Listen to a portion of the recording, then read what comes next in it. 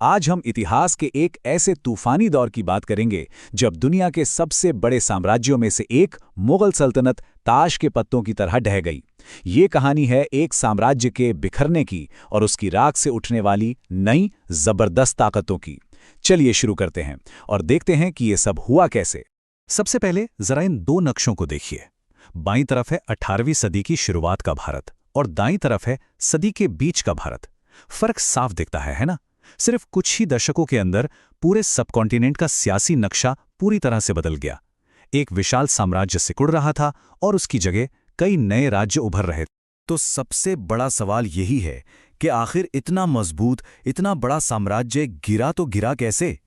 कहानी का पहला पड़ाव हमें मुगल दरबार के अंदर ले जाएगा, जहां से असल में दरारें पड़नी शुरू हुई थीं। देखिए, साम्राज्य की नींव में पहली और सबसे गहरी चोट पहुंचाई सम्राट औरंगजेब के एक फैसले ने। वो था दक्कन का युद्ध। ये एक ऐसा युद्ध था जो सालों साल चलता रहा और जिसने साम्राज्य का खजाना और सेना, मतलब कि पैसा और ताकत, दोनों को लगभग खत्म ही कर दिया। औरंगजेब के जाने के बाद तो मानो हालात बद से बदतर हो गए। एक के बाद एक ऐसे बादशाह आए जो बहुत कमजोर थे। वो असल में बादशाह थे ही नहीं, बल्कि अपने ही दरबार के ताकतवर अमीरों के हाथों की कठपुतली बनकर रह गए थे। दिल्ली में बैठा हुआ सेंट्रल एडमिनिस्ट्रेशन एक तरह से पैरालाइज हो गया था। उस दौर के एक लेखक ने जो लिखा वो उस वक्त की असली हालत को दिखाता है। जरा सोचिए, किसान सोने जैसी फसल उगा रहा है, लेकिन सारा का सारा पैसा बीच में ही गायब हो जाता था। नतीजा, जो बड़े बड़े सरदार थे वो इतने कंगाल हो गए कि उनके पास अपनी सेना रखने तक के पैसे नहीं बचे थे। और ये तो होता ही है, जब घर अंदर से कमजोर हो तो बाहर के दुश्मन तो हमला करेंगे ही। मुगल साम्राज्य के साथ भी बिल्कुल यही हुआ। उसकी अंदरूनी कमजोरी ने बाहर के हमलावरों को सीधा सीधा न्योता दे दिया। और वो हमलावर था ईरान का शासक नादिर शाह। साल था 1739 और उसने एक ऐसे भारत पर हमला किया जो अंदर से पूरी तरह खोखला हो चुका था। मुगल साम्राज्य के पास उसका सामना करने की हिम्मत ही नहीं बची थी। और जो लूट हुई उसका तो कोई हिस्सा भी नहीं था। जरा इस नंबर को देखिए, 50 करोड़। उस जमाने में ये एक ऐसी रकम थी जिसके बारे में कोई सोच भी नहीं सकता था। इसी लूट में वो मशहूर मयूर सिंहासन यानी पीकॉक थ्रोन भी था, जो हमेशा हमेशा के लिए भारत से चला गया। इस हमले ने दिल्ली को पूरी तरह से बर्बाद कर दिया। एक चश्मदीद गवाह ने लिखा कि अमीर लोग भिखारी बन गए, घर मलबे में बदल गए और ऐसा लगा जैसे एक पूरी की पूरी दुनिया ही तबाह हो गई हो। तो एक तरफ मुगल साम्राज्य बिखर रहा था, लेकिन सत्ता का सिंहासन कभी खाली नहीं रहता। अब सवाल ये था कि इस खाली जगह को भरेगा कौन? और यहीं से हमारी कहानी का दूसरा और शायद सबसे रोमांचक हिस्सा शुरू होता है। जैसे ही दिल्ली की पकड़ ढीली पड़ी, मानो हर किसी को मौका मिल गया।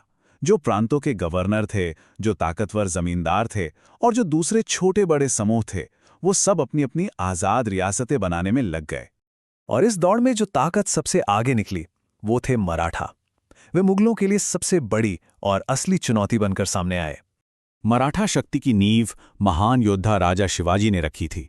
उन्होंने लगातार मुगल सत्ता को चुनौती दी और उसी विरोध की आग से एक मजबूत और आज़ाद राज्य का जन्म हुआ। लेकिन सवाल यह है कि इतनी बड़ी सेना को चलाने का खर्च आता कहां से था? तो मराठों ने एक बहुत ही स्मार्ट टैक्स सिस्टम बनाया। इसमें दो खास टैक्स थे, चौथ और सरदेशमुखी। यही उनकी बढ़ती हुई ताकत का असली राज था।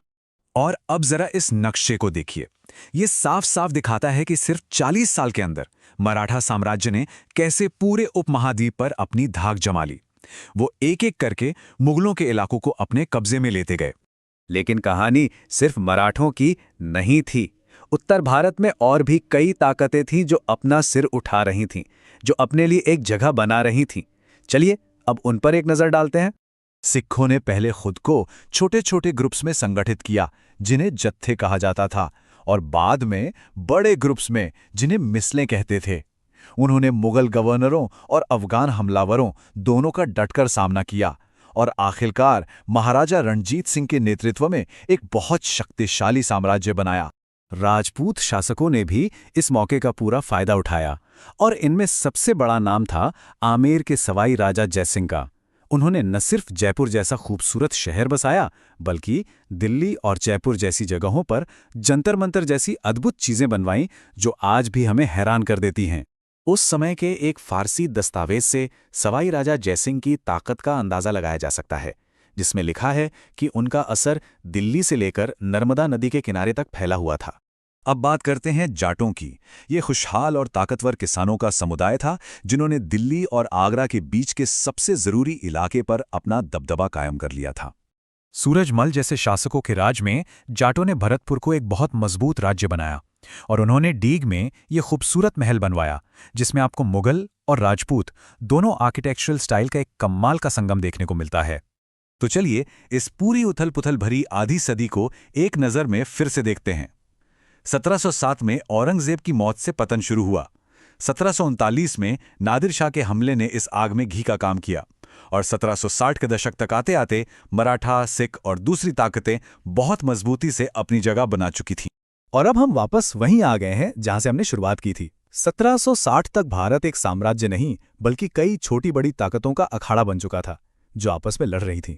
और हाँ, जरा नक्शे में पूरब की तरफ ध्यान से देखिए, एक नई विदेशी ताकत अंग्रेज भी दस्तक दे रही थी। तो एक साम्राज्य का सूरज तो डूब चुका था, नए नए राज्य अपनी अपनी जगह के लिए लड़ रहे थे, लेकिन असली सवाल अभी बाकी था। इन सब पर राज करने वाली अगली महाशक्ति कौन होगी और